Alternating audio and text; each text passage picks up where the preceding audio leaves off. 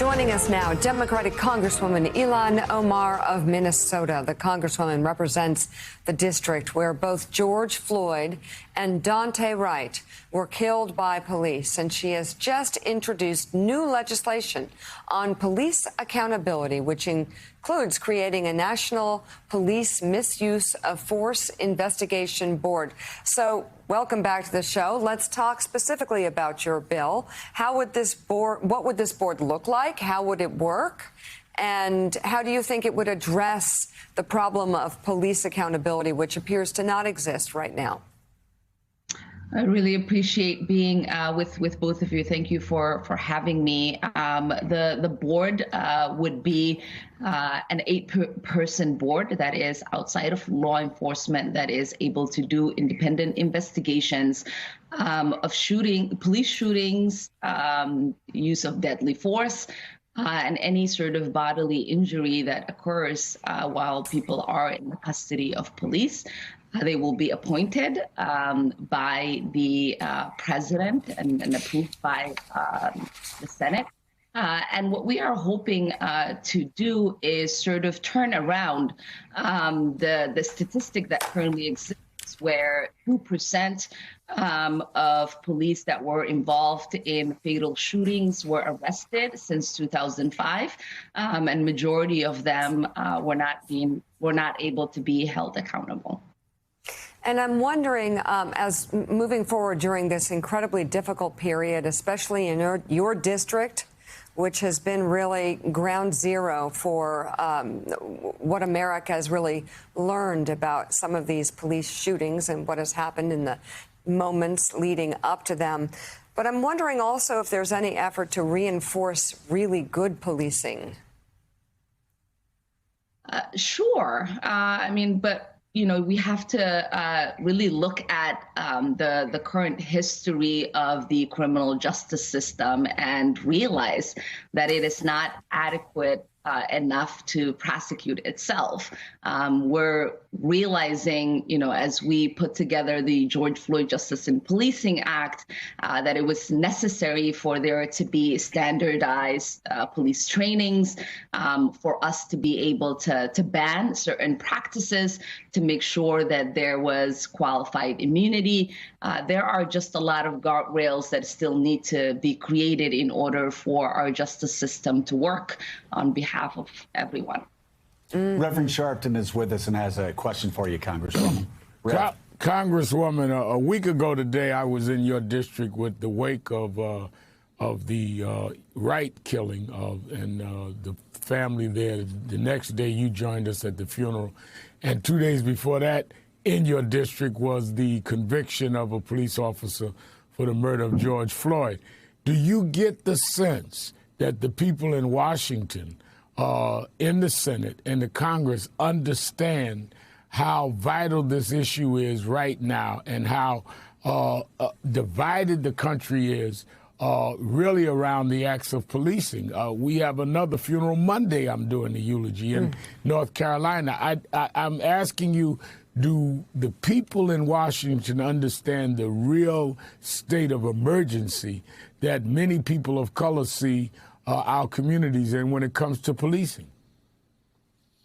Thank you, Reverend, for that question.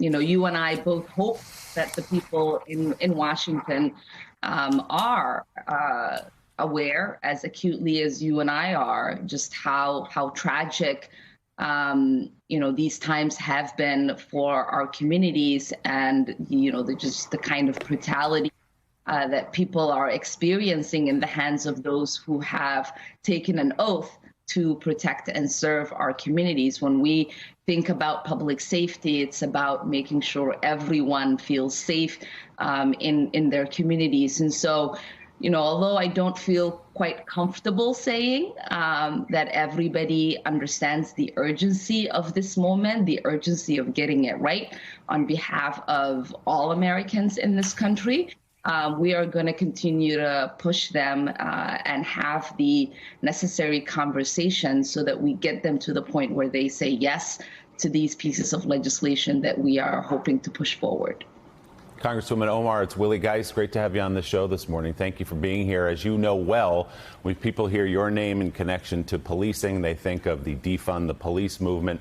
They think of your comments after the murder of George Floyd, where you said the Minneapolis Police Department needs to be disbanded.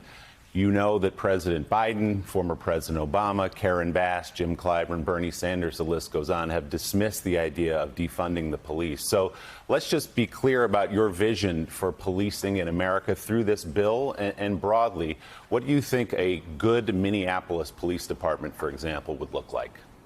Yeah, thank you actually for that question. You know, Minneapolis right now is engaged in a rigorous process of trying to reimagine what public safety looks like for all of us. We all realize that, you know, our police department has not been an adequate police department where people have full faith in the functionality of that police department. Half of our homicides go unsolved. There have been cases reported where rape kits have been destroyed. I mean, I remember witnessing my first police shooting as a teenager where Minneapolis police put 36 bullets into a mentally ill man in the middle of the street in broad daylight. And so there's a lot of work that needs to go into. And so what Minneapolis right now is doing is that they're engaging the community. We have a couple of charter amendments that are being proposed in November to try to think about what different departments need to be constituted in order for there to be law enforcement people who deal with homicides, rapes, robberies, and the such. And then where there are, other resources for the kind of regular safety measures that the community needs. So not necessarily, Congresswoman, disbanded, as you said last June, but reimagined. Is that the vision?